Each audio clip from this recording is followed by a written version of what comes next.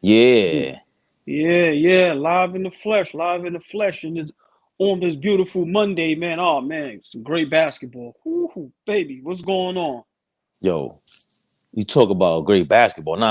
Hold on. Sometimes all ball gets on here too smooth. When we're in game, all ball goes crazy. No, We listen, almost forgetting I'm what all, the Knicks. I'm almost all crazied out. Listen, man, these last 2 days have been nuts. No, Big Nick no, energy. no sleep, just yelling. Oh, oh man, just listen. I love it, man. I love it. Oh, I A love bunch it. of I told you so's. Oh man, a bunch of oh my god, a bunch of being right, being wrong. Listen, hey man, I love it. I love it. Let's get it. Let's do it, man. But we starting off with, come on now, Oh, you got to. You got to. Listen, Warriors Kings, one of big the game. one of the most exciting series. One reason is because now we have a series. It's not 3-1, it's not 2-1, it's 2-2. Let me start this off. I had Kings in 7. Everybody laughed at me. Now y'all understand why. Kings is the real deal. Now, I'm going to admit, a lot of people were saying experience plays a major part. That's why a lot of people didn't pick Sacramento in the series. Last night proved that. Last night proved me wrong about how important experience is. When you got the champs on the ropes, you got to knock them out. Listen, man, you had a chance to steal one in San Francisco and go home and potentially close it out at home. Just imagine you had a chance and the opportunity to knock out the defending champs 4-1. You know what that would have done to the NBA world? See, I look at it from all different aspects. It's not only Sacramento taking a leap from, being, I don't want to say joked on, but remember they was the clowns of the basketball world for being bad for so long. Forget that part. You know what Golden State would have to do if they lose 4-1 in the first round? Mm. You kid. See, that's the part of the game I love. Now it's the mind games. Do we keep Draymond? What do we say about Curry and Clay? What about Poole, the big contract? Wiggins, what's going on? Blah, blah, blah, blah, blah. It can go on and on and on. Now we don't have that problem. So let's get right back to the main topic. Yes, Warriors took control of the series last night. And I'm gonna go out on a limb. I think Warriors win the next 2 games. Sorry. I picked Sacramento in 7, but I have to be real. When when you give the defending champs the momentum and the confidence, that's a problem. Now, who would I pick to win on the road? Yes, Golden State has been horrific on the road all season, but it's a new season now. And they have the pedigree, they have the experience, they have the history. They've came back from 3-1.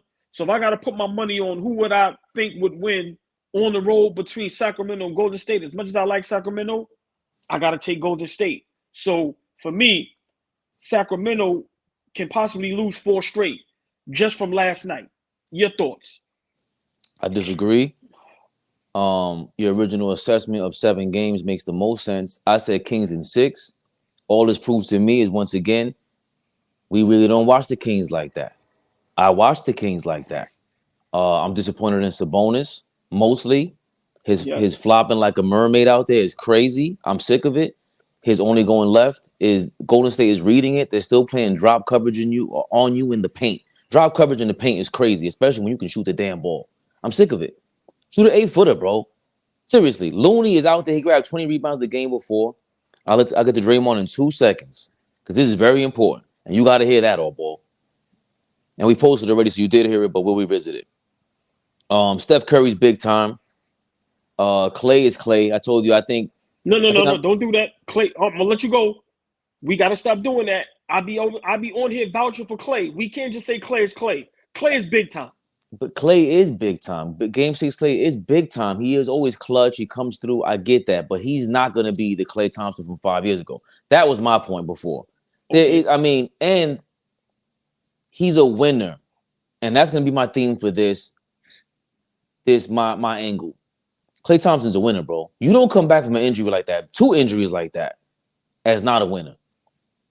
Draymond Green, I gotta play this for you because you've been just like you've been vouching for Klay Thompson. You ain't been vouching for Draymond Green enough. You know, like that spot's yours and starting is yours. And I never want to reach that point in my career where I feel entitled to something. Those guys don't fare well in the end. I saw what was working, you know, and we won, you know, so I'm a firm believer in if something isn't broke, you don't fix it. You don't have time for feelings in the playoffs. So when I saw that, I immediately thought of you. And I'm like, we were arguing last week how much Draymond means to this team. Does he mean just as much as Steph Curry throughout their run? There's no way now, without a doubt, that he is that. Steph Curry has come off the bench before. Draymond Green, for him to come off the injury, off a suspension or whatever it is and go, yo, just take me off the bench, man. I know, Coach, that's what you're thinking, and it's hard for you to come at me and tell me that because I'm Draymond and I'm this big bad wolf to everybody. But let's get this out the way. Put me on the bench. Kevon Looney he went into detail. Kevon Looney had 20 rebounds. He was just as good, if not way better than me, on that court without me. Yo, if it ain't broke, don't break it, dog. Leave him in there. Take me off the bench. They brought him in the second half. He goes, what does it matter? But how do you feel about this? He said, yo, flat out, who cares how I feel about it? We trying to win. We got 4 chips for a reason. I'm a part of that. This is a part of his DNA. This is a part of him being this bold coming out there. You guys can't win without me. You got these soft, finesse shooters. Without me, they will get attacked. Let's be real. I was very proud about what I heard. And yeah, he's crazy. Yeah, we call him all kind of names. But this exemplifies why Golden State has a chance and why it can go 7 games, like you said. But nobody watched the Kings. Nobody watched the Kings to tell me that they're surprised by this. The Kings are the same team on the road and at home. No difference. Yeah. No difference. Yeah. Golden State, they've had a horrible road record, but because the Kings have their flaws, Golden State can go out there and win any game. And really the difference has been the home court advantage and the home court rules. They didn't call us a second technical on Draymond Green, and he stood over Sabonis and he stood over Harrison Barnes a couple times yesterday. There's no way he shouldn't have been suspended, but he toes that line. That's what he brings to the game. He's at home. Usually when they throw him out, it's in Memphis on the road. It's in Sacramento on the road. If he does that again in Game 5 in Sacramento, they're losing, or he's gonna get thrown out the game. It's just the bottom line. But for me, the Kings in 6, I'm sticking by it. Okay, I want to go back real quick. I've been very critical of Draymond Green, and I'm going to continue to be. He had a good game. I'm not going to go overboard because he had a good game. Let's not forget, this guy cost him a championship when he got suspended against the Cleveland Cavaliers with LeBron James. He cost him a game this series when he got ejected. Also, let's not forget that first championship, that was a team effort. We can't forget who was the real tough guy before him. It was Andrew Bogut. Let's not forget some of the guys that changed their whole game to become the dirty players. The rebounding, the toughness, to protect them guys. Also, 2 of those rings was because of Kevin Durant. It wasn't because of Draymond Green. So let me say this. They wouldn't have 2 of those rings without Kevin Durant. So while we always say, yo, they wouldn't have them rings without Draymond Green, correct. But they wouldn't have 2 of them without KD, and they admitted that. So this is always my knock on Draymond Green. Is he a great player? Yes. Is he overrated? My opinion, yes. Does he do great things for Golden State? Yes. But once again, he had a good game. But let's not forget the things he's done to hurt them. He's hurt that team many ways. And the one way you can really hurt somebody is costing them a championship. So his antics works, but sometimes it doesn't work to the detriment of the team, and it costs you a championship. So, like I said, I respect his mindset. I respect his grind. I respect what he does on the court because he had some key moments in that game. a lot of deflects, a lot of steals, a lot of a couple of blocks, just his intensity. So I get that, but I'm not going to go overboard because sometimes his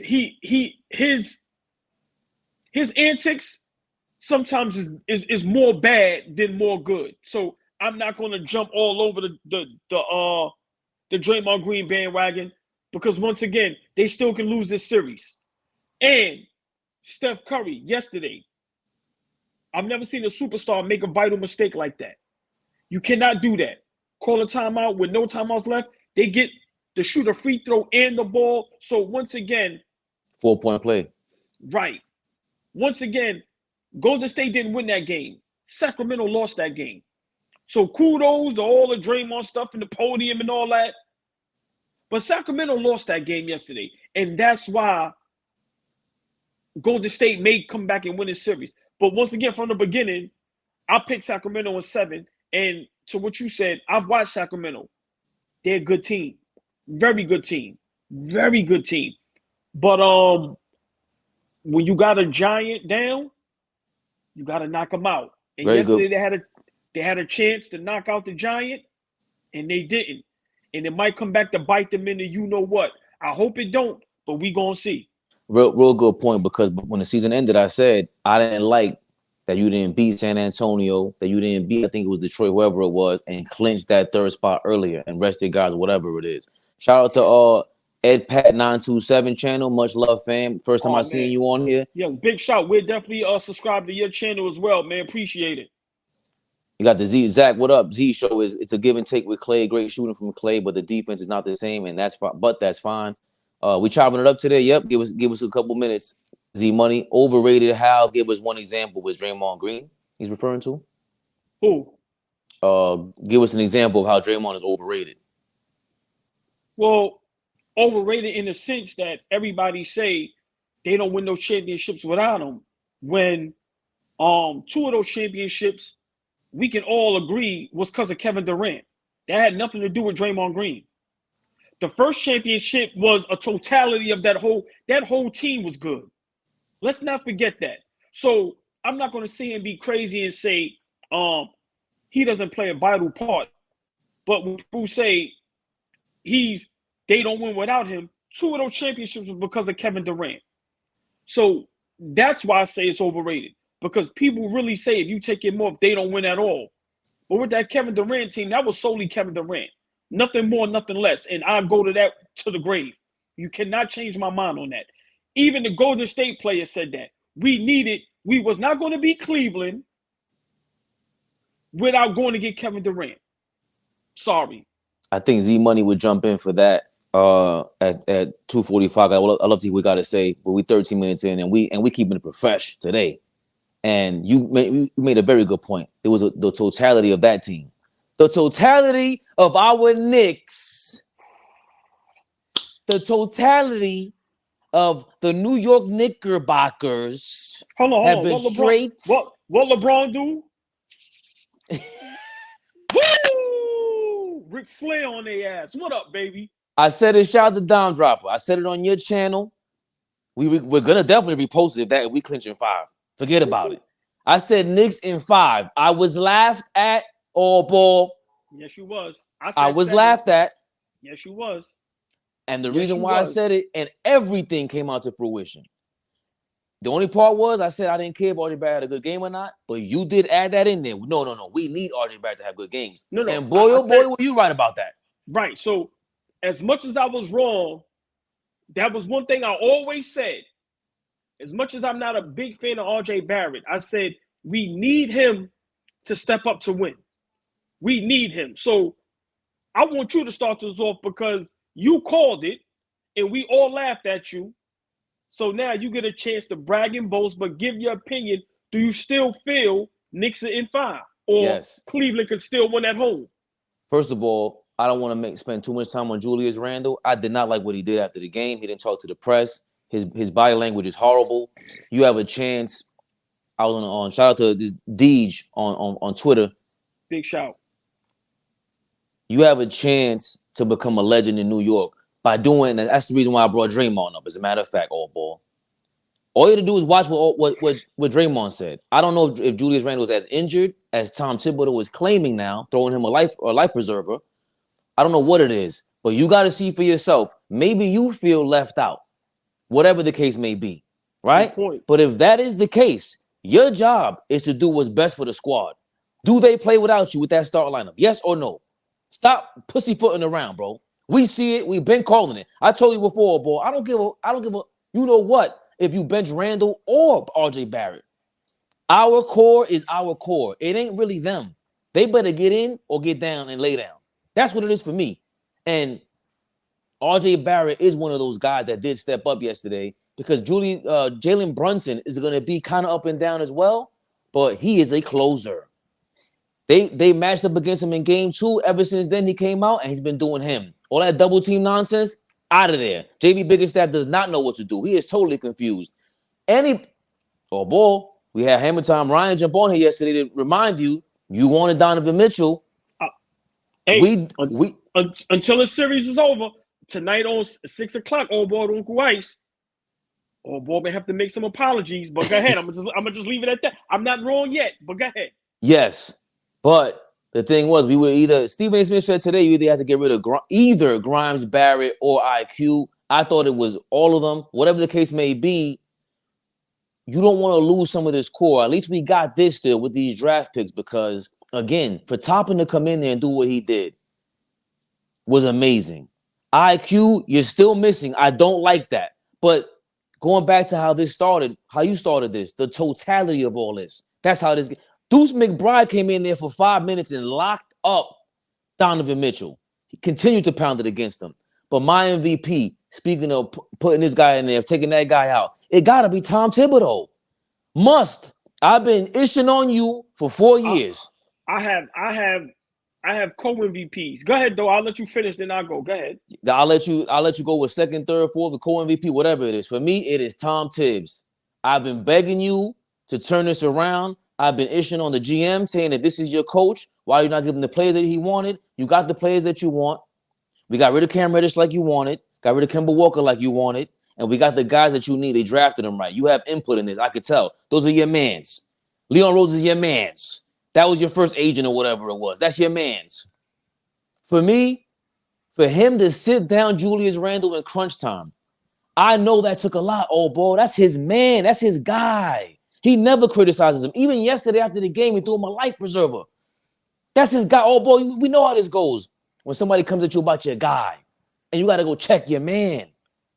That in itself, along with playing Toppin, putting Hartenstein in at the right time, I can't say enough about Tom Thibodeau.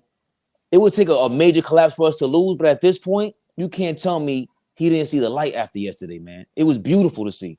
Beautiful. Well, listen, I'm going to piggyback off that great point. With Tom Thibodeau, I'm going to give Mitchell Robinson MVP alongside with him. Let me explain something, man. That guy, y'all got to remember, there's no plays ran for him. Nobody even thinks about giving him the ball.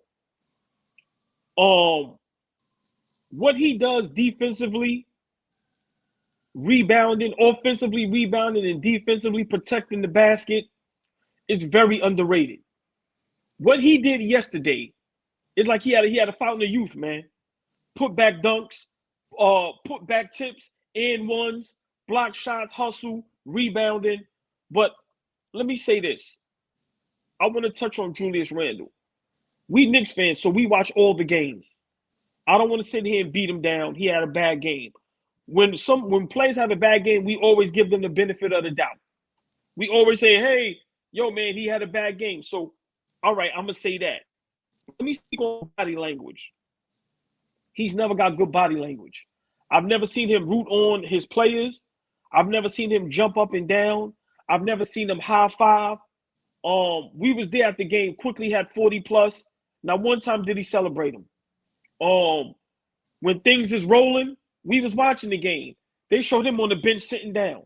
Then when he did stand up, face is stone. I don't know what's going on with that. So I told somebody earlier on live, I'll wait till Wednesday night to see how he reacts. I don't care about the bad game. The body language is no good. But Knicks in 5. I believe we can win in 5, and I'm gonna tell you why. We got their number. We got our confidence. We ain't scared, and we know we match up and can play well with them.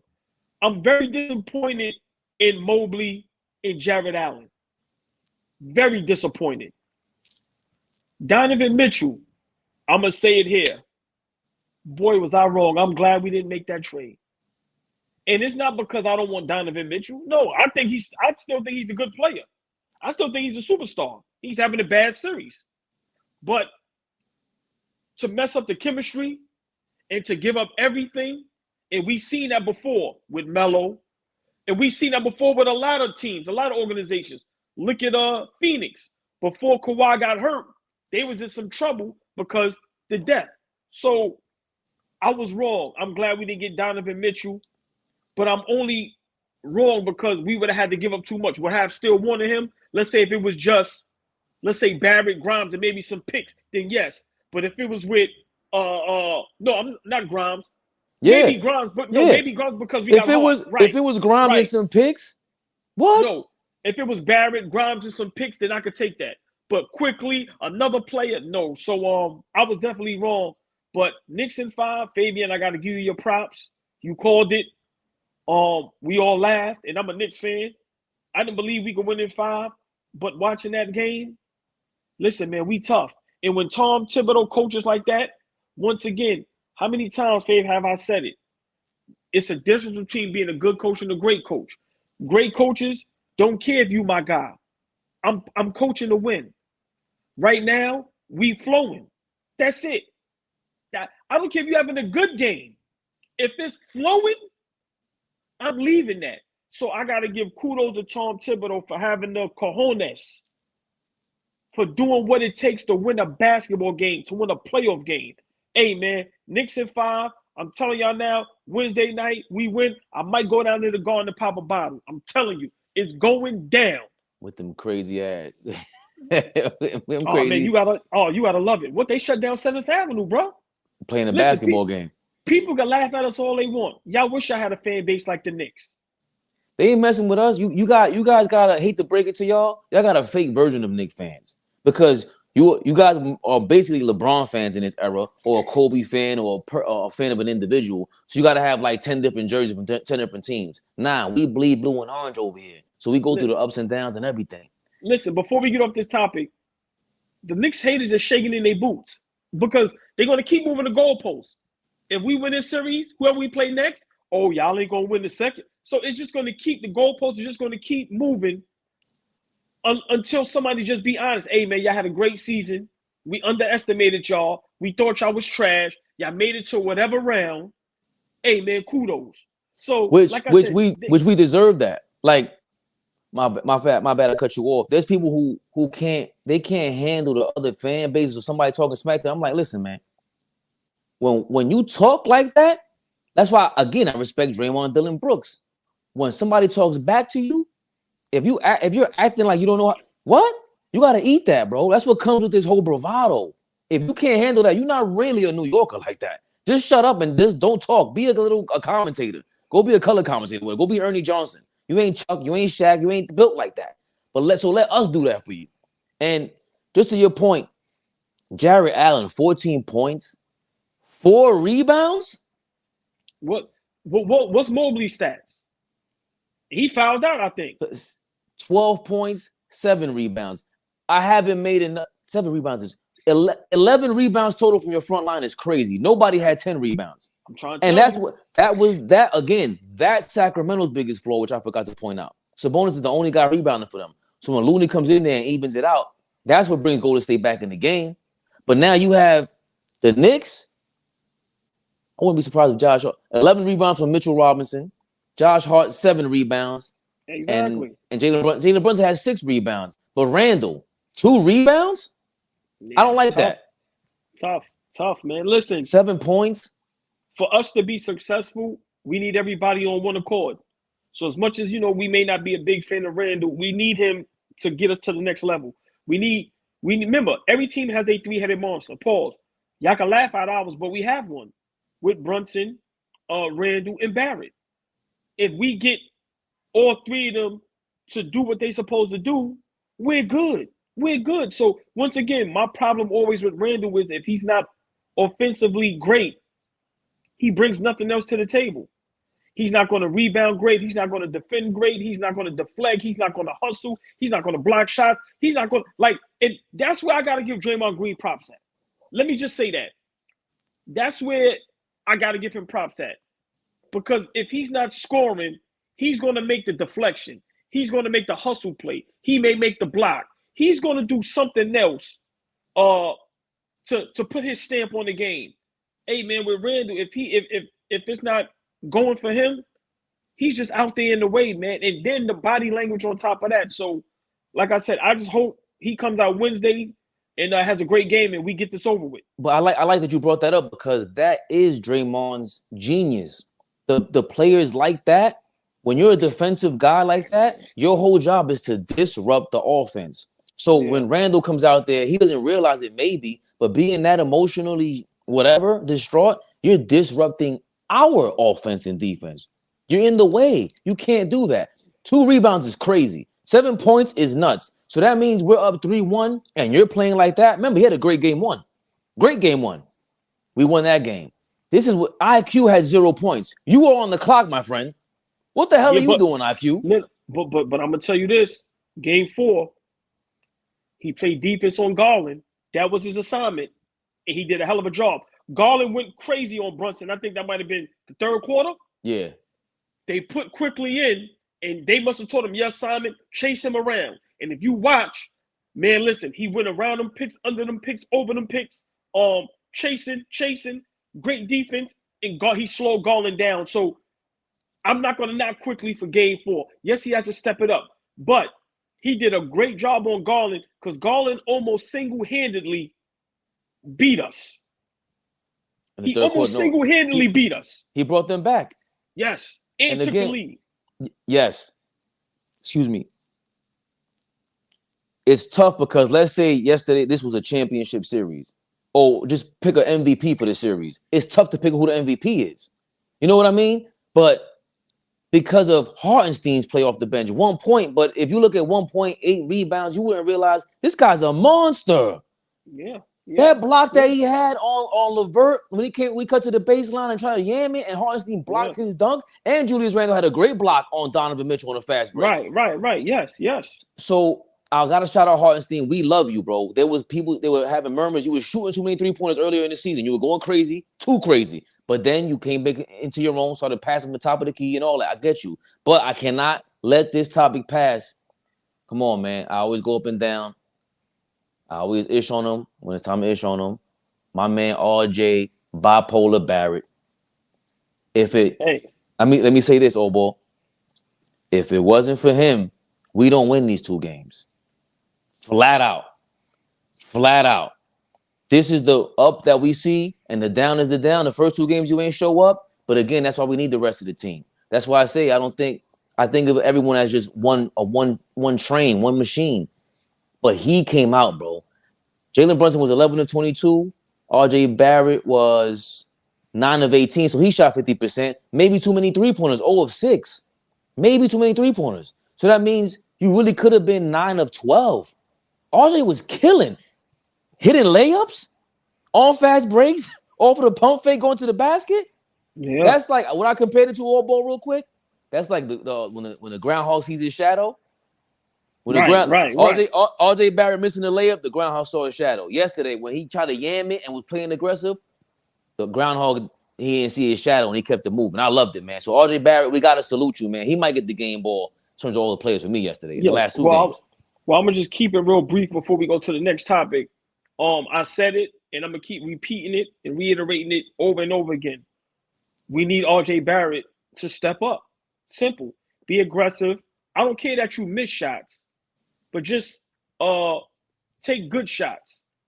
Play smart basketball. Limit the turnovers, limit the dumb decisions, and play a little defense. But once again, if he plays good, we're good. Simple and plain. Like I've been saying it. If he could give us between 15 to 25, but it's aggressive, it's smart, and it's the right plays, picking your spots, knowing when to shoot, when not to shoot, working the shot clock, And his confidence. Once again, he's young. He needs that confidence. So when you got guys like Brunson and Randall giving him that confidence, listen, man, sky's the limit. So big shout out RJ Barrett. Hopefully he learns from that and keeps it going. But we need RJ Barrett to play just like this. And when he's playing just like this, we can beat anybody. And we proved it in the regular season, and we're going to prove it in the playoffs. Let's go Knicks. They made my weekend, man. They made my damn weekend. Now, we can talk about whether they have a chance to be title contenders or not, because we know we go crazy. But we always got to talk about whether or not them damn Lakers are title contenders. And after this last game, we were talking about it. It's a big game for LeBron and them. What did you feel about that victory over the Grizzlies? Because they came out aggressive. The Lakers did. I want to see. It's tough for me, right? But let me switch it. Memphis Grizzlies. As good as that team is, I don't know what it is. They're missing something. It's more than Steven Adams. I'm sorry. Yeah, John Moran had 40, but they was down damn near 30 the whole game. So that didn't even matter. I don't even think they ever came within single digits. They may have been down 9, maybe, but the game was basically over. But the whole game they was down double digits. The Lakers. The path for the Lakers right now, and it's hard for me to say this because I'm not a Lakers fan at all. They may go to the championship. Let me explain why. There's 2 teams I said that I think the Lakers could beat in the playoffs. That's Denver and Golden State. They will be playing Denver the next round, right? I'm going to be honest. No one believes in Denver. Let's be realistic. They haven't proven anything. Yeah, they have the former MVP. But I'm taking Lakers over Denver. Then you would have Lakers versus Phoenix. Now, let me say something. This is going to be tough because I'm a Knicks fan, man. And this is crushing me. You see the aggravation, right? Look, my hands are shaking. The Lakers is title contenders, man. Only because the path that's being set out. Kawhi and Paul George is hurt. Like I said, Memphis, I don't know what they doing. Memphis is supposed to be beating them in the series. I picked Memphis once again wrong. I can admit that. Don't believe in Denver. Phoenix, I don't think they have enough. Wow. I'm going out on a limb. The Lakers is title contenders. Yes. Oh, that shit hurt to say that. Yeah. In the West, anybody could come out West. I had Sacramento coming out the way they were playing a month ago or a month before the playoffs started. I just love their offense. And I forgot to mention that about De'Aaron Fox, the way he stepped to Draymond, and they're probably cool off the court, out of competition. But you need that. You heard what Draymond said about him, right? Come on now. So that was on the court. So he totally respects him. Said that young man's a great player. So remember, but that's what the game is missing. Remember, we could hate each other on the court, but off the court, remember we see KD in I'm sorry to cut you off. We see KD and Westbrook do it all the time. You think they hate each other, but then when they're off the court, you'll see them walking down the hallway. They give each other a hug in 5 and keep it going. So big shout out to Draymond Green for respecting that young man and seeing that he has a bright future. But go ahead, I'm sorry, the Lakers. No. That was important to say because even with KD and Phoenix, when Kawhi was there, you can see, there's something missing with them also, and it's just they don't have the depth. With Sacramento, they are missing toughness. For De'Aaron Fox had to do that for them. And again, we always say it about AD. If it was up to AD, when you watch these games, he would leave 50% of these games, bro. He would be just like Kawhi Leonard. He just looks like that. Sometimes you see LeBron come up to him, walk up, just look at him like, oh, bro, nah, man. I ain't spending $1 million a year on my body for you to be just quitting like that. I'm 38. I'm giving him my all. And they have that, and he's killing Memphis, Anthony Davis.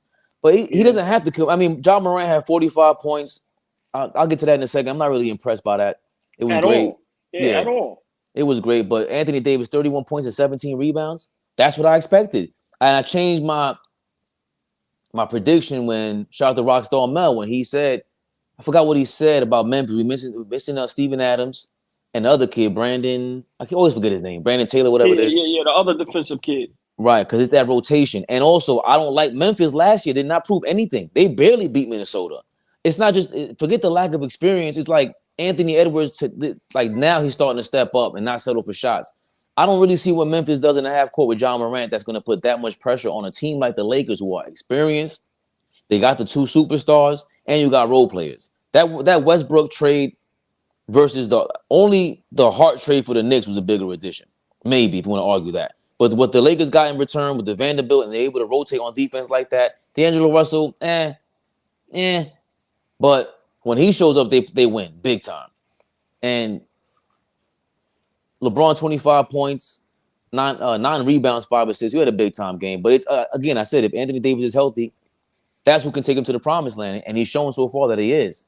So for me, the 12 rebounds from Xavier Tillman, he looked exhausted, by the way. Xavier Tillman, exhausted trying to chase LeBron around and everything. He's too big. He was like a linebacker out there. Jaren Jackson, that game 1, an anomaly, 13 points. He's back to normal. 5 rebounds.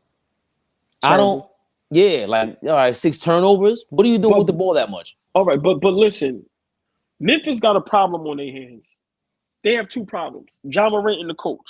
You got to figure out what you're going to do with either one. I like John Morant. Yes, he's must-see TV, but his play doesn't win games in the playoffs. Sometimes, like, I'm being honest, to play with him, yo, man, you would just stand there. He's just going to do his thing. He's not even worrying about the flow of the offense. Right. He has shooters, and he has a legit big man that you could throw down on the post. He utilizes none of that. He's 100 miles per hour all game. So, like I said, I think Memphis has a team that could beat the Lakers. They showed it. Now? No. I'm saying, yeah. That one. Listen, they could have won 2 games. Like let's not really forget that. The game that John Morant injured his hands, they had that game. They was in control of that game. Okay, so real quick, AllBall. Desmond Bain, 18 points. Jaren Jackson Jr., 13 points. John Morant, 45 points.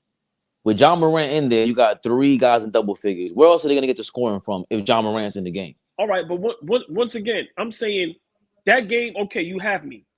Remember, that game, I'm not even discussing that game. They never had a chance from tip-off.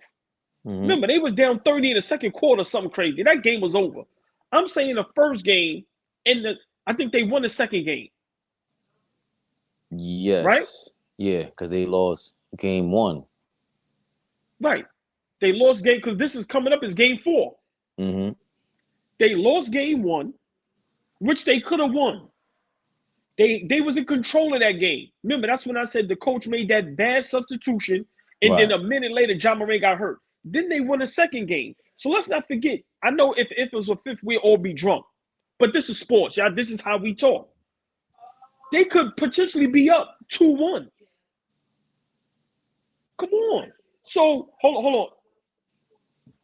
Yeah, I just think with AllBall is I don't see how John Morant and Memphis is going to play and look for a 4th score. I just think John Morant's game is not to include someone like a Luke Kennard, who was big time. Yeah, like, that's what I'm saying, AllBall. Like Luke Kennard, like Dom Drop has been talking about Luke Kennard for years. Like his game isn't. It's a lot of Allen. Again, that's why I say about AI. I love AI. I love them, but at the same time, this style of play, you need way more defenders out there to supplement what John Morant is doing. Like, how is Luke Kennard going to get his points and feel in rhythm if you just dribbling that much? And like they say, he amounted for like 75% of their points through assists and scoring. That's too much. Yeah. Once again, I agree.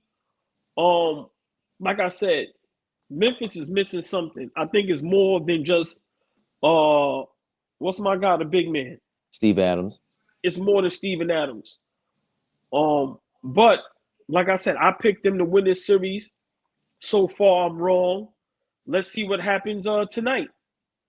But the way the Lakers are looking, with Anthony Davis being so dominant, and then like I said, Hachimura, Reeves, and them guys is playing up the par. And then once again, you can't count out LeBron, because as much as we may not be big fans, we fans of the game. Yo, man, he shows up. He's been down this road over half his career. So he knows the pressure, and he knows what to do. He knows about big shots. He knows about creating big shots as well for others. So I think they are title contenders. Yes. Yes. Watching them the last two games. Well, the last game, yes, I think they title contenders, man. Zach is saying they play the winner of the Kings and Warriors. Oh, so okay. I thought it was okay. They play the winner of the Kings and the Warriors. Right. Oh, that's what I'm talking about. So I think, see, now, again, the Kings play them tough. So that's what I mean. Like, if they're title contenders. Hold on. So Denver would play Phoenix. Yeah. Okay. Yeah. So why did I think Lakers was going to play Denver? But go ahead, though. Oh, because they're in 7th, right? Because Minnesota's in 8th. Right. Minnesota's in 8th. They're in 7th. Okay. They should change that. If you're number 1, you should always play the lowest seed and get the easiest path to the conference finals. So now we will have the winner of Kings and Warriors against the Lakers. Now, once again, remember, I got to stick with what I said. And I said this a while ago. Remember, Kawhi hurt now, so that's a dub. I thought Phoenix would beat Lakers. I said there's 2 teams I think the Lakers are threats to, Denver and Golden State. So, hey, man, it's the second round is when it gets good, man. It's about to get good. Oh, it's about to get good. I think the Kings are beatable because of Anthony Davis if he's healthy, but they play up and down. So that's going to go 7 games. Golden State, we can see that going 7 games as well, right? That's a tough matchup for both of them.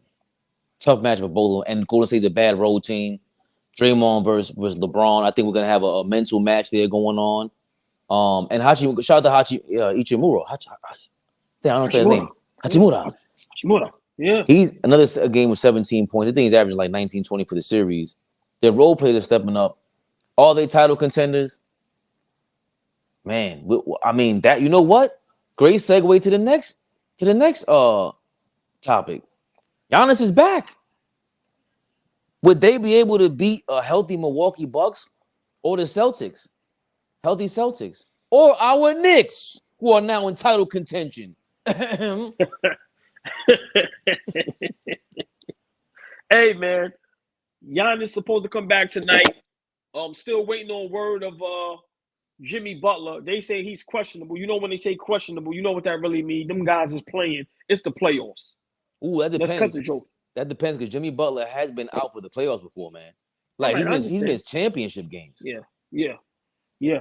Well, I'm gonna say this: Giannis back. Miami is done. No, because that first game, Miami was up double digits with Giannis in the game before he got hurt. Miami is a tough out for Milwaukee. It's been like that for the past couple years. Some teams just play other teams tough.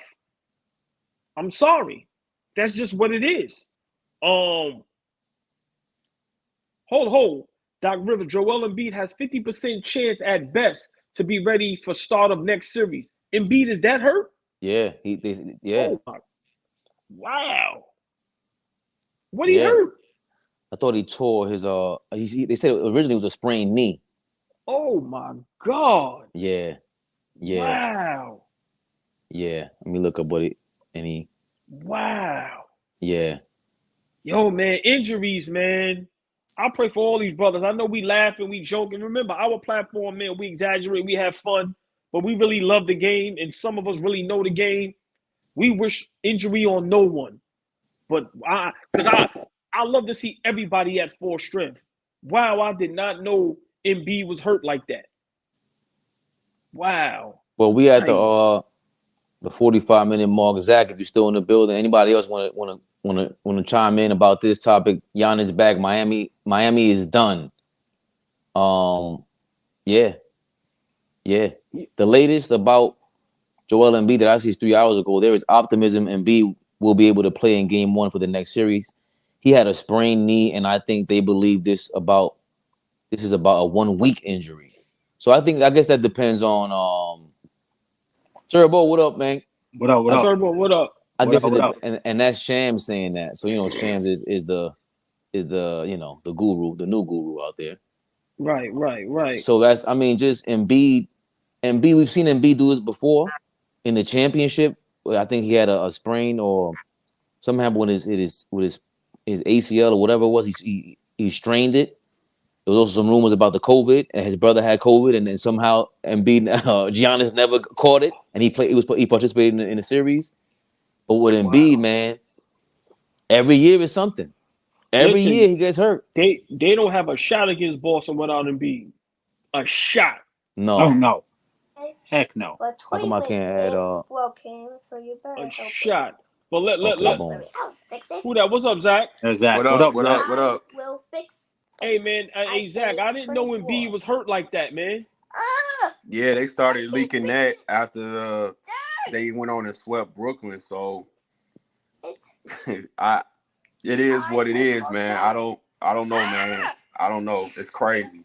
Yo, we got like a little kid, like a cartoon in the background or something. That's my son right next to me. He about to get up. Oh, no. He's going crazy. Yeah, I wish injury on no one, man. But let's try to stick to this quick topic before we get to rapid fire and get to talking about how we really want to talk. Giannis back tonight. What does that mean for Miami? I meant Milwaukee. Meant for the Bucks, right? Giannis is back. No, Giannis is back. What does that mean for Miami? Meaning, is Miami done? No. I think Miami might still have a chance to win. It's still in Miami. The next it's in Miami tonight, right? Yeah. So Miami will go up 3-1 tonight. I mean, you got them going up 3-1. If Jimmy plays, it all depends on how Giannis looks. Okay. Zach, your thoughts? I think it's going to come down to the first quarter. We got to see the momentum in the first quarter. Got you. I think for me what's been more head scratching is, and maybe how people been saying Milwaukee was the best team in the East, and I just personally never really saw it. I just don't like they supporting cast like that. I don't like Ingles like that. Grayson Allen is up and down. Kyneton is solid, but Middleton's been in and out of lineup for injury reasons this year. I just didn't see it like that. I thought it was more about the greatness of Giannis showing why he's the best player in the league versus the sum of their parts, if that makes sense. Because I didn't think they would fall apart like this because he's not playing. It's not like Miami's that good. And if you watch the game, it's really the difference. I know it's basketball. Sometimes it's just as simple. Miami's shooting the ball well. They haven't shot the ball well all season. Duncan Robinson sighting. Max Strus seems to find his shot. And then they're keeping it because they're making shots. It allows Jimmy to be great in the playoffs. But I'm more concerned about Milwaukee because even with Giannis being back, the rest of them guys are not playing well. And this is the playoffs. And with Giannis's offensive skill set, I don't know if he can carry them a whole series like that. He lost the 7 games to Boston, so I guess it's possible. And Boston is more talented than Miami. But that Milwaukee team, man, the rest of them guys, I'm not sold on it like that. So it wouldn't surprise me if Miami wins this and then Milwaukee's in scramble mode the rest of the series. Well, I'm gonna agree with you. When you do look at Milwaukee's roster, fully healthy, good roster. But like you said, them guys is lost in the playoffs. Not really hearing too much from Drew, Brook, and like you said, Middleton in and out the lineup. But for some reason, Miami has just always been a bad matchup for them. I don't know what it is. And like you said, now all of a sudden Miami is clicking on the right at the right time. And like I was saying, I picked Milwaukee in 7 games, and people laugh. Big shout out Dave Blees. He actually picked Miami to win this series. Giannis being back to me means nothing. And I'm gonna piggyback a little bit with Zach, and before I let Turbo go. That first game, Miami was up double digits with Giannis in the game before he got hurt. Right. So, like you said, so unless all them guys is stepping up to the plate, they're gonna have a tough time with Miami, man. So Giannis being back, maybe that gives them a better shot. But unless all those guys is gonna step up to the plate and play how they supposed to play, hey man, they're gonna be in trouble. Well, I always thought that Eric Spoelstra was a better. To me, Eric Spoelstra is a way better coach than Budenholzer in my opinion. I always thought that he's a way better coach. I know he comes from the San Antonio system, but if you look at when they won the championship, they kind of, I don't want to say they won it by the fault, because if you look at that playoff run, they stayed making mistakes and dumb decisions. If you go back to some of those back to some of those playoff games, they made some dumb decisions where you're just like, yo, how did this? They're like one of those teams like, yo, how did they win that championship? Because of the greatness of Giannis. Yeah. That's a fact. Hold on, before you go, hold on. I first started on social media with that run, right? And I said that was the first time in a while I've seen a team win a championship despite having a bad coach. I don't think nobody say I do not like he's a bad coach. But go ahead, Turbo. I'm sorry. No, because he made there was some bonehead decisions, coaching decisions. I'm like a 13-year-old could have run that play better. I'm just like, wow, this is crazy. Yeah, he looks good. Like we always say, coaching is coaching, but some coaches do look good when they coaching great players. No, that's a fact. And he's one of them. And that's the fact, Turbo, because go off of that point, I guess for me, they're kind of the same roster they were then. They're just older now. What got them through that run was timely defense from Drew, Giannis being the best player in the world, and then Middleton making timely shots. Right. It's pretty much the same thing. So it's like, and then you flip-flop, you still got Bobby Portis, but you lose PJ Tucker. So it's kind of the same team. They're just older now. So the question is, does Giannis inserted bring back his greatness, and then Middleton can make timely shots? But I'm just concerned because now they're 2 years older now. Yeah. Not Giannis, but I'm talking about the rest of that bench. Like, Giannis is the youngest on that for sure. On that roster. For sure. Well, outside of some of the their recent draft picks, but as far as their rotation players, for sure. Let me ask you like this, AllBall, and even you, Fabian. When you look at their supporting cast, I mean, do y'all? I don't want to say fear them, but is that outside of Bobby Portis? That's not really a great supporting cast like that coming off that bench. Go ahead, Fabe. You go first, and then I'll piggyback.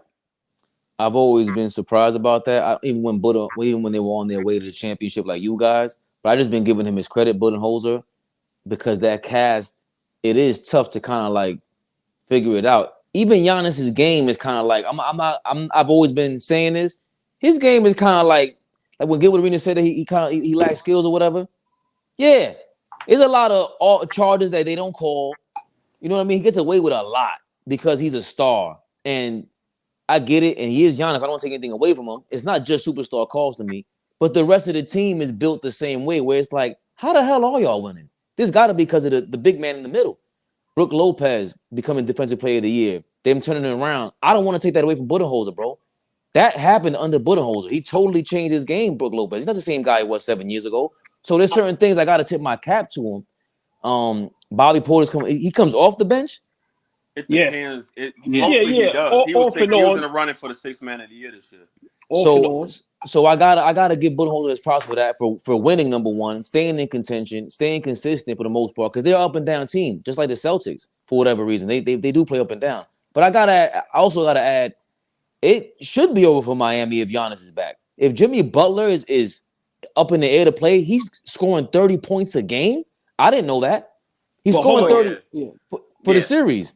Yeah. Now you're missing Oladipo. He's gone. That's you know, But 10. he hardly played. He played 2 played. games. He was playing how How many minutes? minutes though? Yeah, but he's still a body that was out there, man, that you Yeah. could put out there that can get his own shot. So Yeah, you know, 11 points, yeah. 11 points per game, 22 Oh, okay, minutes. okay, Remember, okay. they're also missing Tyler Hero. There's Yeah. a lot of bodies we're missing now I that forgot you about need. Tyler. I forgot about Tyler here. Right. So just by simply adding Giannis, half of Giannis, he's come on. We've seen him play with an injury in a championship. This guy is the real I deal. thought he was done when he messed up. I'm like, yeah, there's no way. And then all of a sudden, he just came back like a machine. I'm like, damn, he's tough. But Zach, let me just answer your question. You're right. Nobody fears they bench. They bench is terrible. Yeah. But I'm gonna say this about Budenholzer. Who? Without Giannis, you still should be able to beat Miami. That is a fact. That's my point. With no Tyler Hero. I'm sorry. That's my point. It shouldn't even be close. I don't care what Jimmy Butler does. Because Miami can barely score. There's times that they go through bad scoring droughts.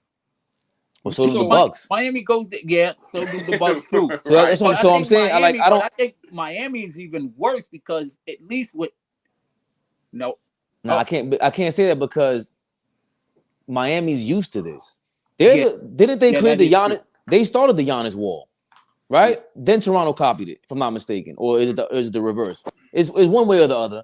But they've always given. I forgot who did it first, but yeah, one of them did that, and then the other did it the next year. I think it was Toronto. To me, that's with Kawhi, right? That's ineffective at this point. That doesn't even really. But I mean, and all that has kind of pretty much, like, that doesn't even bother him anymore. Right, he's Giannis, but I'm saying, I think Miami's already used to the next man up mentality. I know it's a cliche thing, but that's why I don't. They just bothersome. And shout out to Dave Blees because he did point that out, and I laughed at him. I thought it was a 4-0 sweep, and Giannis gonna average 40. But when you this is tough. But let me say this, y'all, real quick. To replace three players that are very vital. But let me say this. This is why I'm mad at the Dallas Mavericks. When you got two guys like Luka and Kyrie, right? Mm-hmm. No matter what, you get in the playoffs, you never know what happens. You see all these injuries, what's going on? So, hey, man, injuries, man, sometimes look what's happening. It's giving guys a pathway. Now with, like I said, these guys is actually injured. So with Embiid, with Giannis, like, come on, man, this is crazy, man.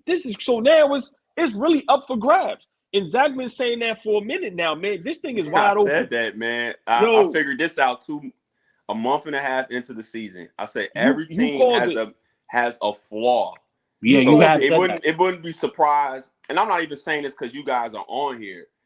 I wouldn't be surprised if the Knicks make the finals because I didn't think Jalen Brunson was going to outplay Donovan Mitchell this much. I had said in that video, and I don't want to get off topic, but I just thought about this. I had said in that video, I thought he just needs to play him even. I didn't know he was just going to flat out outplay him. And then you look at the East.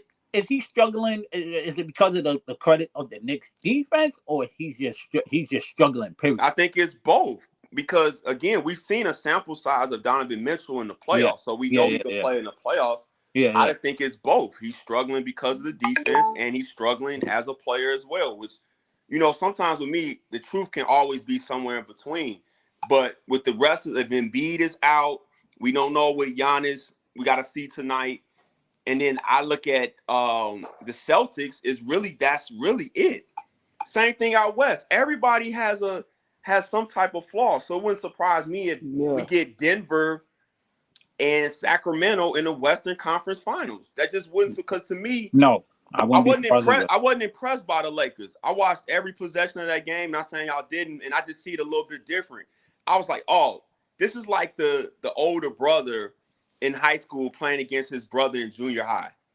And I don't know how impressive that is moving forward. I don't really know what to do with that because some of the things that Memphis is doing, I'm like, if they're playing Phoenix, if they're playing the Clippers, even with just Russell Westbrook, if they're playing Denver, the Lakers wouldn't be doing some of the stuff they're doing. Some of the stuff that Memphis is doing is It's head scratching. So no I shade to the whoa, Lakers. hold on. I said I questioned the coaching ability, and I got laughed at. I said I don't know about their coach. I don't know about their coach. But even the roster, Turbo, and the like roster too. They need an adult in the locker room. They need an adult. Like some of the stuff they're doing, it doesn't even make sense. It's head scratching. So I don't know what to do with the Lakers. And so I see them play the next round. Memphis. Hey, Oh. hey, No, Zach. I meant the Lakers. Like, Okay. Zach, let me piggyback off that real quick. Because one thing with me, you know, it's all fun and games, but when I'm wrong, I'm wrong. I pick Memphis to win the series. But what you're saying makes great sense because, and also Turbo, because I said it earlier today. Memphis could have been up 2-1. So the only reason why I would say Lakers may be title contenders is because of what's going on as far as injuries and just the bonehead stuff the Memphis Grizzlies is doing. And I also said Memphis Grizzlies, they're missing something. And it's more than Steven Adams. They're missing something. Because it seems like they're still not ready to take that leap. I don't know what it is. I don't want to get into the John Morant talk. I know he's great, so I don't even want to go there. But they're missing something. It's evident they're missing something. I'm sorry, man. And I don't know what it is. So only reason why I gave the Lakers a little bit of props is because the bonehead play by Memphis, and then now look at all the injuries that's happening in the playoffs. But that's the only reason. But I agree with Zach and Turbo that I don't know what the hell Memphis is doing over there, man. They got some things to work out in the offseason. They really do. Bane has been a no-show. This is another example of when you play through all your guards, but you're not Steph Curry, you're not Klay Thompson. Bane is a big piece for them, and I disagree because I watched Memphis so much because I was high on Ja. Remember, like you check my receipts, I thought Ja should have been the number one pick. It had nothing to do with Zion's health away. I just thought Ja was the better player. Right. And Jaren Jackson, I watched Ja that first season and a half when he was playing more like Murray State Ja. Jaren Jackson is just not a guy that you could just dump the ball to. The talent teases you. But if you watch them enough, all ball, you'll see why they don't throw him the ball like that. A lot of empty possessions. And in today's NBA, the post-up really is a bad shot.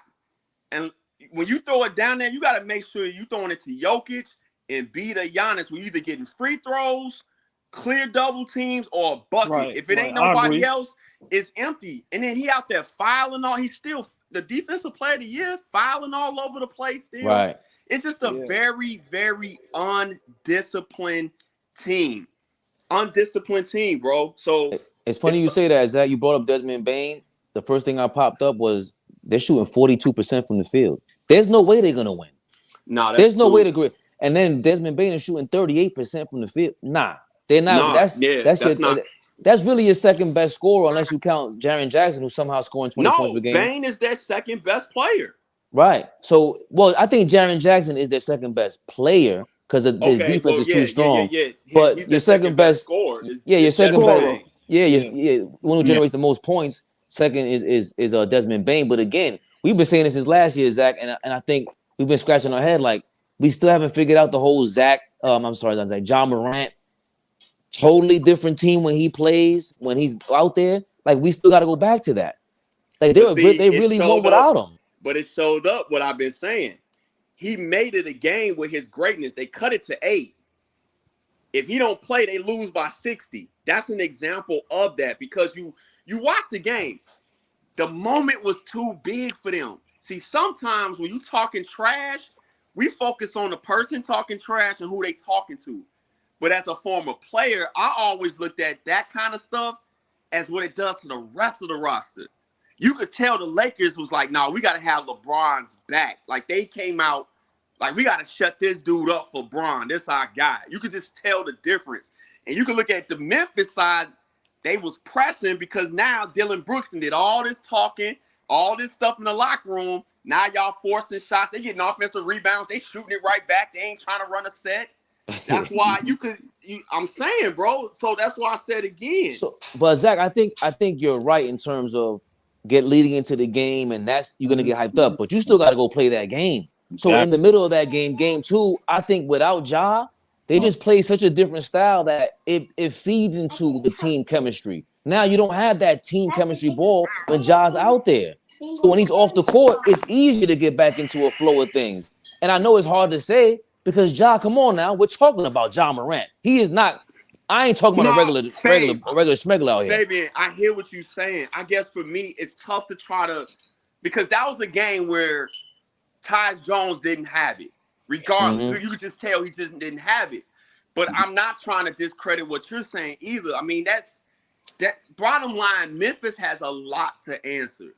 They have a lot to answer, and we can't downplay Brandon Clark because Brandon Clark is your extra position, your playoff possession guy. Yo, Zach, I've been forgetting his name the last. Yeah, you can't downplay the floaters he was giving them, the energy, the tip outs, all that stuff matters, you know. So I think what we're all saying, big picture, Memphis is not what we thought they were. No, and they got a lot of questions to answer. Yes. They got a lot of questions to answer.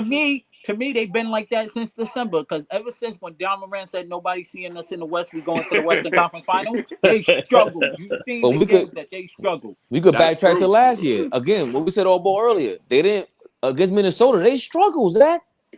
They struggled last year. Minnesota made some bonehead plays in that series too. Right. Minnesota made some bonehead plays. Right, but you want remember, if you're rooting for this team, I know you guys don't root for a team, but when you're rooting for a team, you say, even as a fan, you're supposed to feast on those mistakes. And the Grizzlies do not have that at this moment. They just they're the don't. most undisciplined team in the league. Like, and they got talent. It's not like there's some scrubs. So hold on. Before we get off this topic, I want Zach to go first, but you go second. Just take 30 seconds. Mm-hmm. What do you think Memphis needs to do to get over the hump, to take that next step, to go to the next level, whether it's a player addition or coaching change? And just briefly, 30 seconds. What do you think? Coaching change. I'll just give you that. And I don't even do the firing of coaches. I usually don't. But I think they need a coaching change. I think Taylor Jenkins has shown he can only go get you so far. Okay. Wow. Okay. Turbo. I said that Friday. A tweak with the roster and a better coach. But when you say tweak with the roster, just try to explain that quick fast. What do you mean? Like what position do you think they need most? Ooh. Another backup guard, and maybe another solid big. I think they have it. They just need to be healthy. I think Zaire Williams is good enough. I think they drafted well. You got Luke Kennard. Yeah. Let's just see if we can get Ja playing more of a point guard style game and saving some of that dynamics for the second and fourth quarter when we need you. I mean, there's nothing wrong with tweaking because I believe they need some tweak. They need some tweaking. They need a whole different energy. You can't come back with this same. We can't come back with this same crew. You just can't. There's no way. You just can't. Can't come back with the same crew. You gotta tweak the roster at some point. I don't know. Maybe I don't know any position, but you need something, and definitely a better coach. Because they're getting ready to write a check that their behinds can't cash at this point. Both of y'all, great points. Great points. Let's go, man. Rapid fire, baby. Let's go. Mm-hmm. Yeah. Hey, quick question. I want you to answer on this from earlier. Did Golden State take control of the series with that win last night? I still believe it's I still believe Sacramento still has the momentum, even though they lost, because they only lost by 1 point. Because Golden State made some bonehead. I mean, both teams made some bonehead decisions too. But the Warriors was worse because they were up by 7 with 3 seconds left to go or some craziness. But I don't think nobody took control yet, to be honest with you, all ball. I was shocked at how undisciplined the Kings looked for the first time. I tweeted that out. They were playing like it was game 53 of the regular season and not a pivotal playoff game. But then you get great minutes from your sensational rookie, Keegan Murray, which they've been missing. And the Steph thing, thank God for his on-ball defense, along with Draymond behind them zoning up, along with Wiggins zoning Fox up, because, man, I saw it in the moment. Well, first of all, real quick, he shot the ball too quick the possession before, which was, I'm like, what is he doing? And I was like, that's too fast. And it was short. then you come back and then you call a timeout. That would have been no. That was before he called the time. He called the timeout before. No, he called the timeout before. He called the timeout before he took that shot. All right, so it was. But yeah, my point being, like, but it was I two things where, where I was ready to kill his fans because if Harrison Barnes makes that shot or Fox, I was ready to kill his fans. That was crazy to watch in the moment. Like, so no, I don't think anybody took control of this series all ball. I don't. Oh, you mean when he didn't switch off to Barnes fast enough?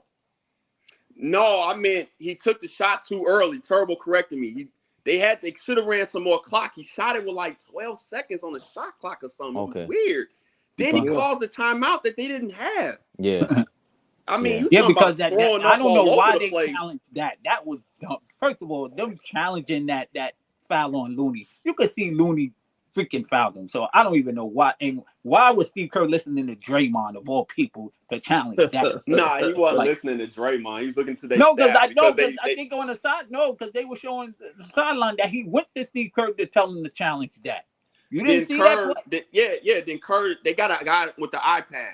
Then Kerr goes to him to check, to look at it, to see does he have a point, and then they all kind of say yay or nay, and then they make the decision from there. So now Draymond don't always the blame for everything, man. Right. No, because I seen Draymond was having a conversation. No, it might be trouble, but the point is that Kerr is not like that's like Draymond at the end of the game said, "Yo, you could sub me out." Like I think Steve Kerr's in control of that, bro. I don't think he's that much of a enough is enough with that. Like looking at it, look like but still, I think Draymond gets too much credit for being a bully. Let's chill out.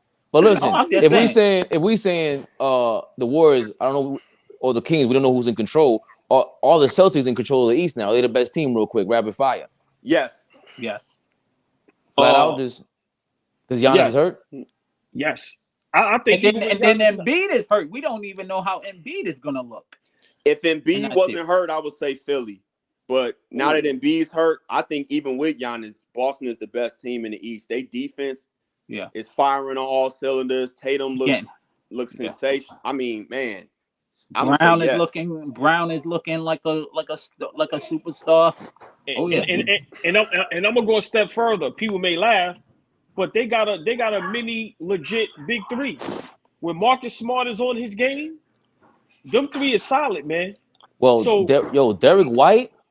Oh man, listen, that Robert Williams is back to.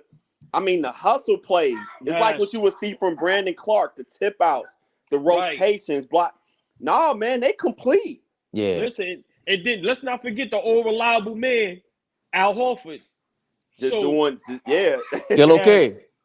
never. Man. So, that was quick. Yeah, Boston right now, especially, I like what Zach said. Embiid, Philly right now is playing real great. Tobias Harris and Maxey, them guys is now starting to step it up. So with Embiid hurt, yes, but with Embiid healthy, they gave Boston a run for their money. So, but yes, Boston, yes, by far.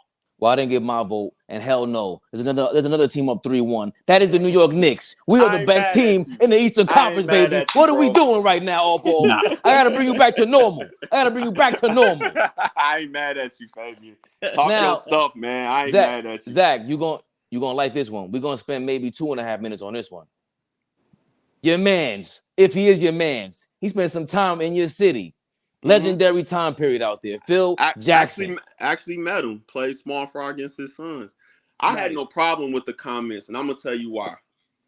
Everybody nowadays, especially black people, when somebody says something like this, it's an automatically attack about being racist. This is not the same thing as the posse comments. This is his opinion. This is his preference. A preference I actually share, by the way. I didn't like how they put Black Lives Matter all over the court and different. For me, personally, I get what they're trying to do. I understand it big picture. But for me, when I turn on sports, no, I don't want to see all that. I don't even like seeing the anthem, keeping it a buck. And the only reason the NFL even started doing the anthem because the Army pays advertising money. Yep. They didn't even used to do the anthem.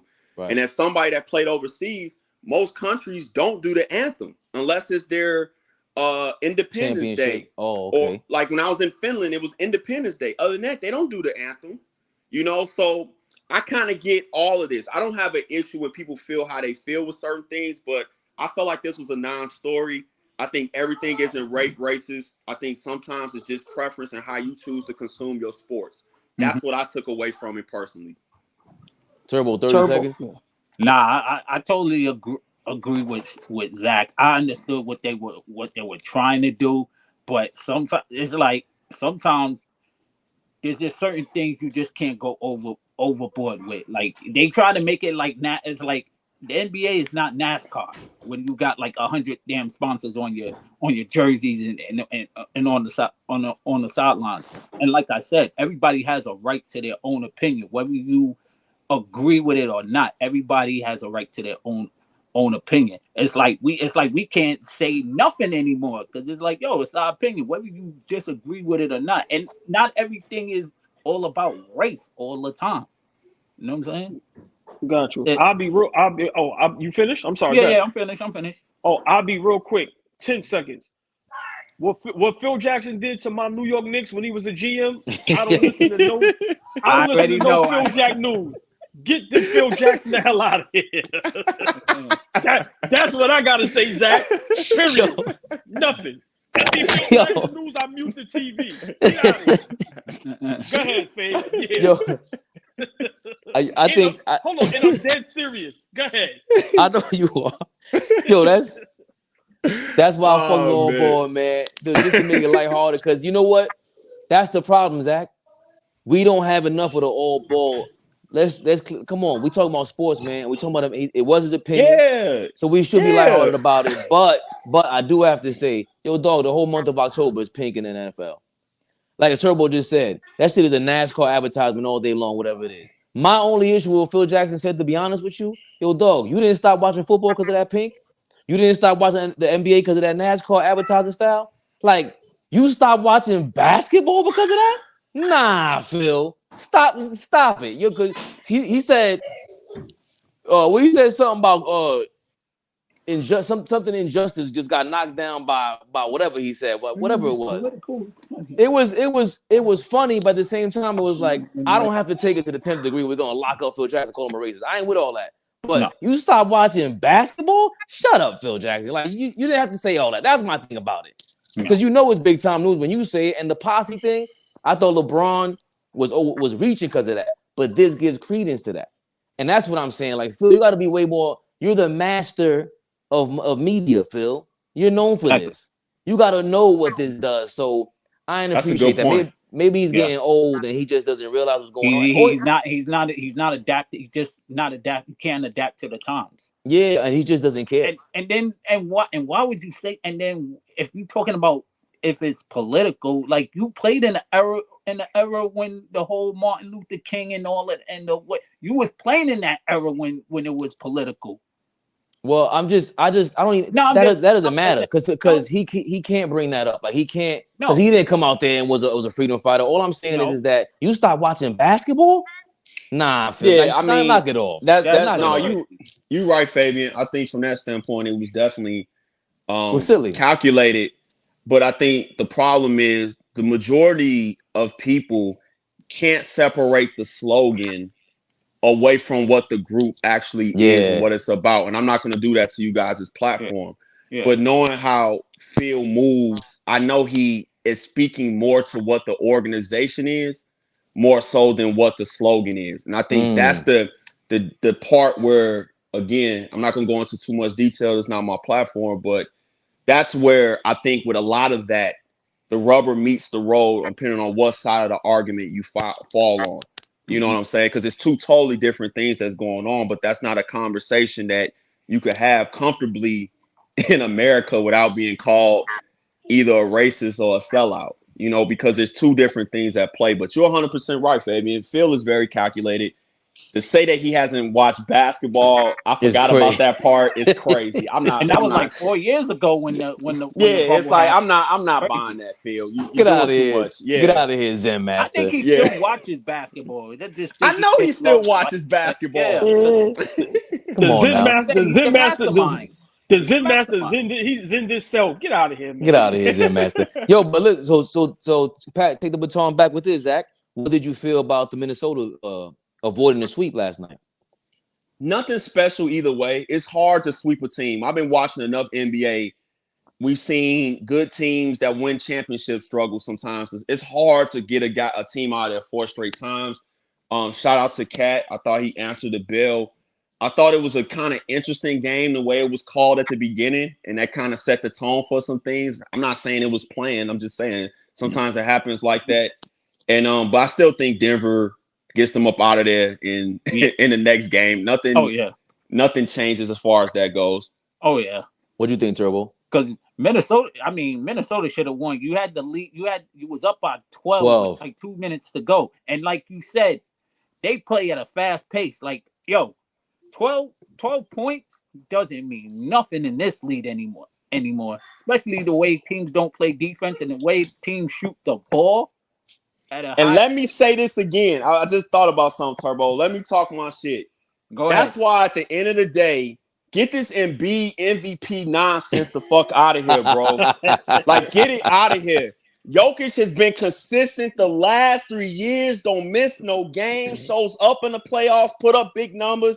He ain't falling all over the court. He ain't trying to kick people in the groin. Get it up out of here, man.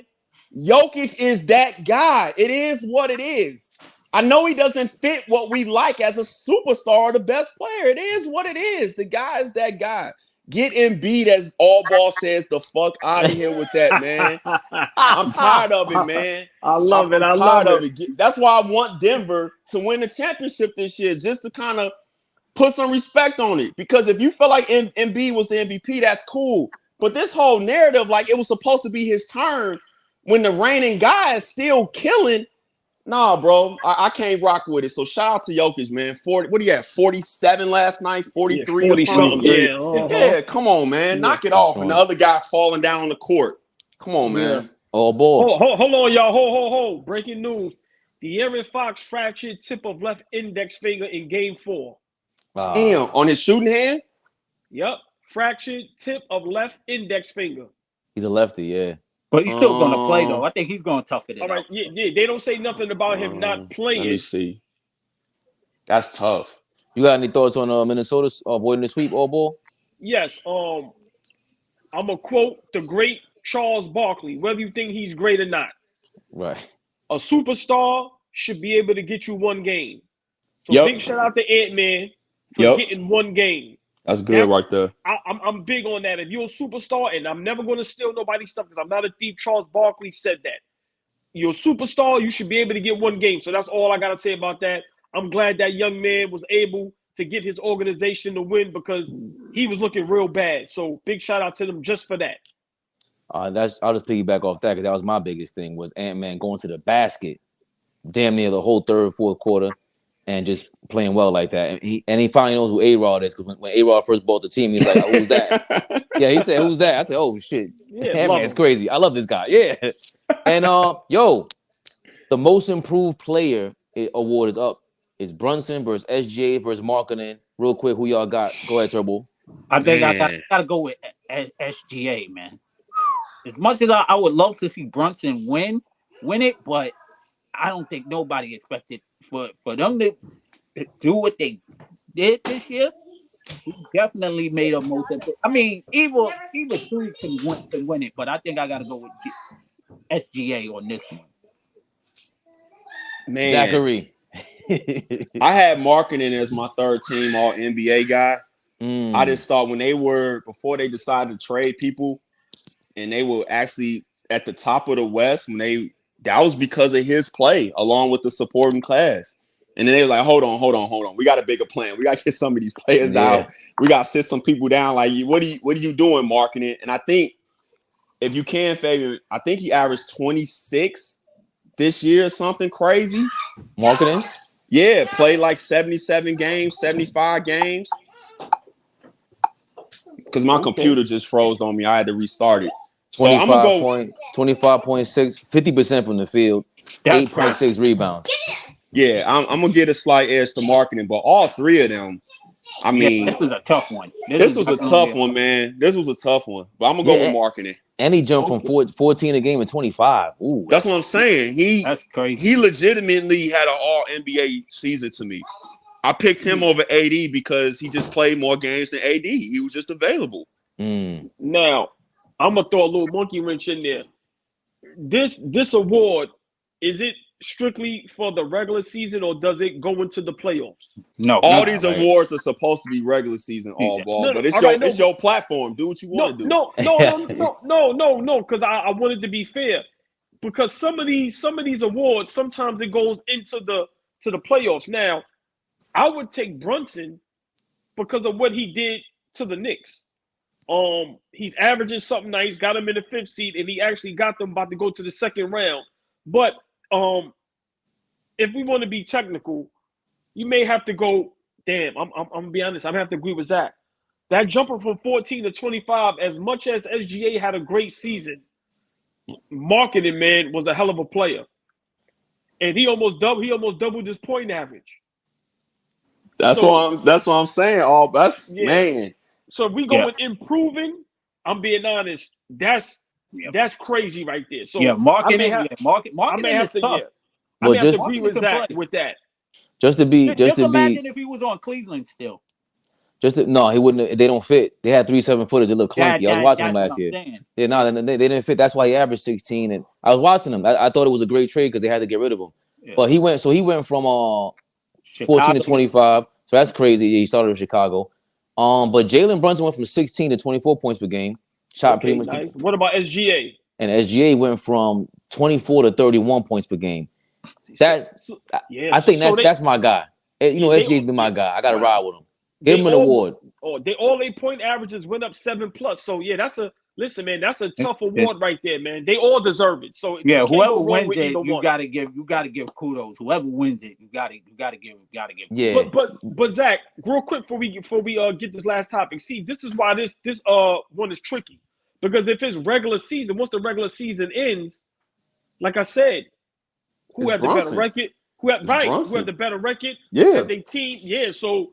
That's kind of tricky. So that's why I said Brunson at first, but then when you go with marketing, so yeah, wow. And remember, Ja Morant, if I'm not mistaken, won last year, and that was a big hoopla. Yeah, that was weird. He shouldn't have won that last year. You don't think so? And he was an MVP candidate too. That's the crazy part. Because I don't think his jump was the same as these guys' jump. I think it was. Was it that many points? Yeah, hell yeah. I'll tell you now. Go ahead. Okay. No, I was gonna say about Brunson, man, because Fabian knows him. Sean with a W, he been hard on me with Brunson because I was saying how I would have tanked for Scoot Henderson because I just feel like Scoot's ceiling is higher if y'all couldn't get Donovan Mitchell. But Brunson has me thinking that he might be a viable one. Wow. Because, and the reason why I say this, I look at how people rebound. Like he had a couple bad games, but then he still comes back. And again, we could crack jokes all we want, and that's a whole nother show about who's the Mecca and all that. But New York City is New York City, and to have all that pressure and come out in the Garden and still play at that kind of level, like it just lets you know it's not a fluke. And I think that matters. I think that matters because if you look at AD, and I'll let you go all ball, AD looks great as a number one in New Orleans, but the lights are too bright for him in LA. Brunson come from Dallas to New York City.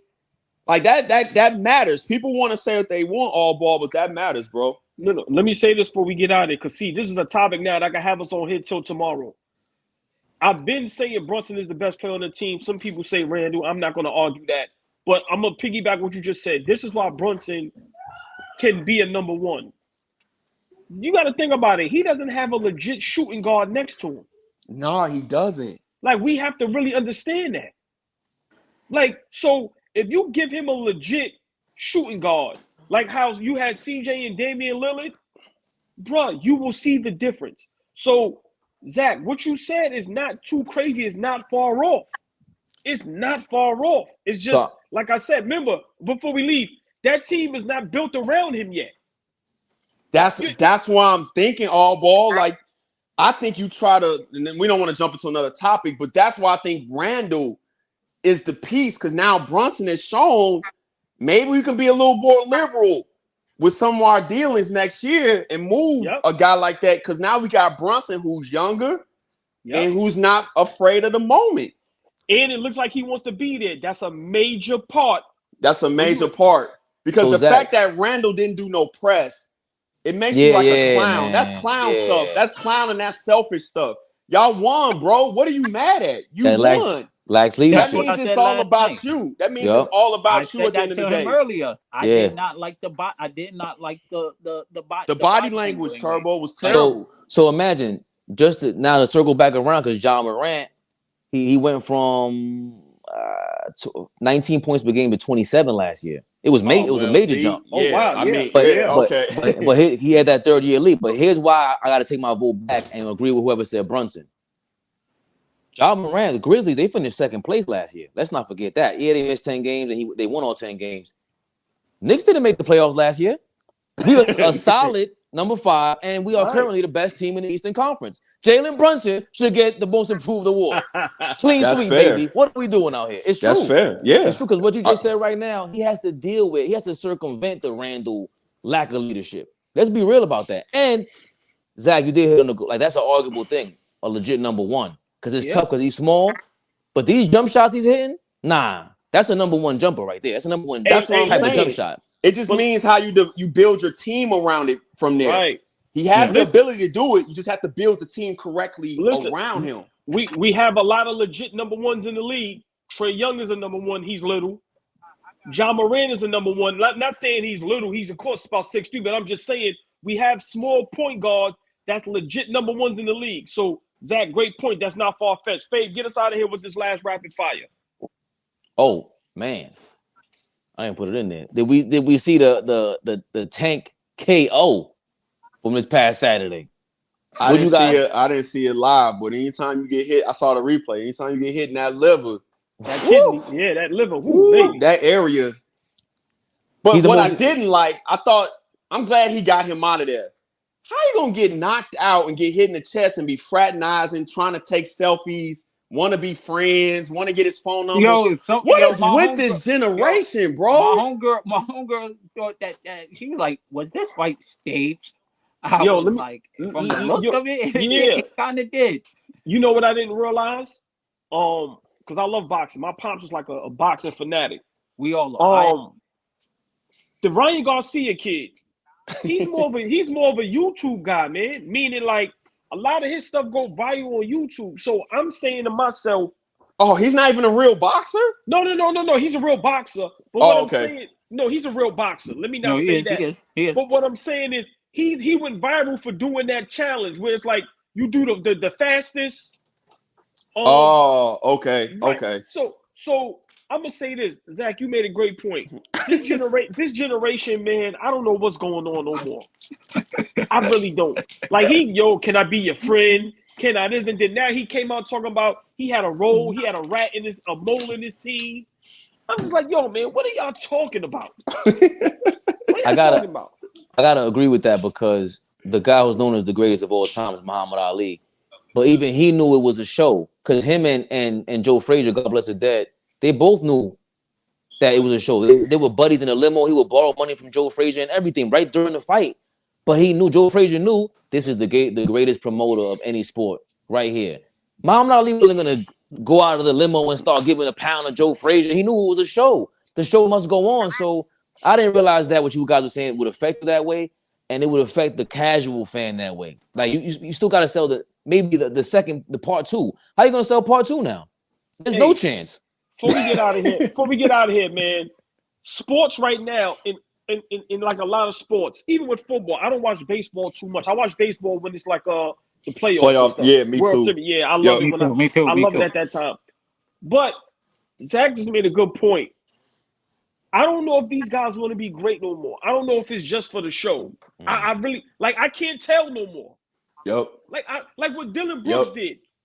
Yeah, it's fun and dandy. I like you for the moment. Yo, man, it's fun, it's cool. But then when you get in the game, where's the villain at? Yeah. So are you guys? I always say this, fake, true or false. We can't forget social media is fake. You can have 1 million followers. That don't mean you have 1 million friends. Yeah, that's a fact. So, talk about it. Are we doing this for that, or are we trying to be great? Exact. I don't know no more, man. And so with that fight, it kind of opened up my mind. Like, hey, man, maybe everybody's being hoodwinked. I don't know. and I ain't even trying to figure out, to be honest with you. That's my take on it. But I did see the fight. I don't know, man. They sold it. They sold it really well. Yeah, I guess so. Mm-hmm. I mean, the But, internet, we got to remember that social media, and I think I struggle with that as a content creator, of trying to stay true to myself as a real type person. I had to learn that this is not real, but for some people, they treat it as real. The majority of the people think it's real. Yes. The majority of the people think it's real. I personally don't, but when you're a quote unquote real type of person, it's hard being on here. You have to figure out how to navigate it and stay true to yourself, because you gotta you be sitting back confused. Yeah, I'm pretty sure you scratch your head all the time, all ballers and stuff that you see on there, because we got similar personalities. I'm like, these dudes is weird. Like, I don't know what this is, man. This is crazy. Hey, Zach, you know what I have to do? No BS. Because I'm older, man. I'm 45. And remember, I've been on here now a little over a year. So for me, it's brand new. No, but what I say to myself all the time, it's entertainment, bro. I don't take none exactly. of this. I literally. Exactly. So, but let me say this. What we do, I take serious. Like, because this is how we really are since I was a little kid. What we bring into the social media, to the internet, is how we really are. We really talk basketball. We really talk sports. We really love it. So, of course, you know, I'm going to exaggerate. I do that stuff because, you know, it's an entertainment aspect of it. And I like to be funny sometimes. But, Zach, it's literally entertainment, bro. It is. That's it. That's it. Yeah, but I'll leave it right there, man. I'll leave it right there for you guys. Hey, man, pleasure always, man. Hey, like before I go, go ahead. Before I go, I just want to promote my boy Coach Tone. Got his tournament Africa Park Classic for the youth basketball. So if anybody want to sign up, want to sign up, 8 and under, 10 and under, 12 and under, 14 and under. If you want to contact him at Tone at 133. So if you want to get your team in, you know, go to his IG. It's What borough we in? What borough we in? Queens. All right, you gotta let the people know where we at. Turbo. Yeah. I was getting to that. I wanted to just get the right information. I got you. I wanted to get the right IG and stuff like that. You know what I mean? Got you. If anybody wanted, you know, hit them up. You know what I mean? We've been back. And that's the borough. Yeah. That's the borough with the most space, they say, right? That's the biggest out of all on Queens. Is that pretty? Yeah, from what I was. It's not Brooklyn. It might be Queens. You know why? It might be Brooklyn, but Brooklyn got more buildings. No, way but more you know buildings. why it might be Queens, Zach? Because sometimes some people connect Queens a little bit with Long Island as well. Yeah, I'm right close to it. I'm right close to Long Island. So that's why. But Brooklyn and Queens, Brooklyn definitely, but Queens, if you want to connect Long Island somewhat, you definitely got a point there. Yeah. And then Harlem is close to downtown, right? No, that's so uptown. Harlem is no, it's close to Manhattan, Midtown. It's also close to the Bronx. Okay. Yeah. So Harlem is definitely close to Midtown Manhattan, because on the train you 10 minutes away. So yeah. I'm gonna put y'all on the spot. If I get out to Harlem this summer, y'all gonna hold me down? Because y'all in New York, y'all can't carry no pistols, and I'm used to carrying pistols here in Chicago. Y'all gonna hold me down, man? You good, man. Listen, you come out here, you straight, bro. You ain't got the Dominicans ain't gonna be acting funny, man. They ain't gonna. Come on, man. Okay. Exactly. All jokes aside, you come to New York, we got you, man. You got a free tour guide here, family, dog. You family, man. Yeah. I gotta ask. I don't assume anything. I respect everybody hood. Of course. Yeah. But you come to Harlem, you got a free tour guide. I take you through Harlem, take you down to Manhattan and Times Square, show you everything, bro. You'll be straight, no problem. Yeah. All right, love. Yes, sir. Fave, take us home, Fave. Well, you already know. I did want to add on. That's why Zach, me and AllBall, where we going hard body karate with this thing, because you gotta be around real dudes and recognize that. He was the first person to be like, yo, this Twitter thing is like, it's kind of for bozos, because everybody thinks they somebody, and that's part of the problem. And that's a fact. We want to make sure that every Monday, Thursday, and Friday, 2 p.m. you got some real dudes just being themselves, being authentic.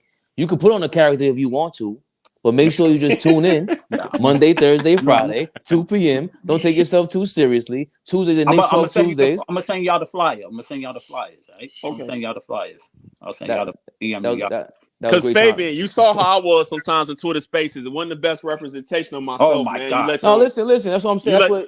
You let them people take you somewhere sometimes, bro. I had to get up off of it. You think I have it? Because people will say something, I just be like, what? And then all boy to tell me like, yo, these people are crazy. Watch this, Zach. Fabian, when the last time I've been on Twitter? Exactly.